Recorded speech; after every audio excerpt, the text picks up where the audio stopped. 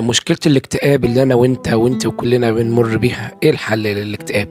في دقيقتين بس كده هقول لك حل لاكتئابي واكتئابك واكتئابك. دقيقتين بس، صلى على النبي الأول وتعالى. هل اكتئابك ده حل للمشكلة اللي أنت فيها؟ يعني أنت لما تقعد مكتئب ده حل؟ لا والله، ده أنت هتقعد بقى هتبوظ صحتك، هتموت ناقص عمر زي ما بيقولوا. هتقعد بقى مصدع ومتضايق وحزين وبائس و فاكتئابك ده مش سبب للمشكلة اللي انت بتمر بيها، مش سبب ان انت تكتئب، لا ما يفيدكش بحاجة الاكتئاب. طب يا عمي، حالة الاكتئاب دي او مرحلة الاكتئاب دي هتزود في عمرك؟ هتنقص في عمرك؟ هتزود عمرك لحظة؟ والله ولا هتزود ولا هتنقص ولا اي حاجة. طب يا عمي، هل حاجة بتحدث لينا البشر كلهم بقى بغير رضا الله؟ يعني ربنا اللي بيرتب، ربنا اللي بيسير الامور، صح؟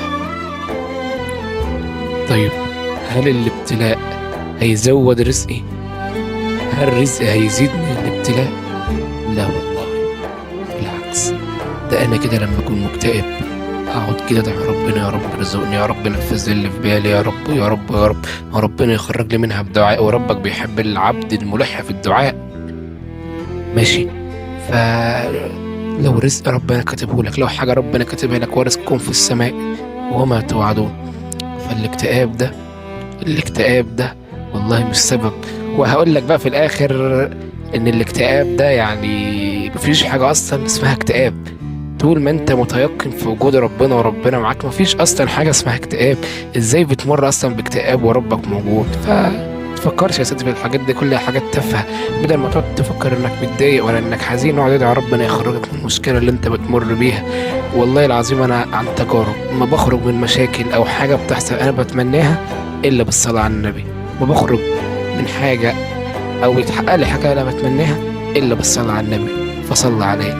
وفي السماء رزقكم وما توعدون فورب السماء والأرض إنه لحق مثل ما أنكم تنطقون.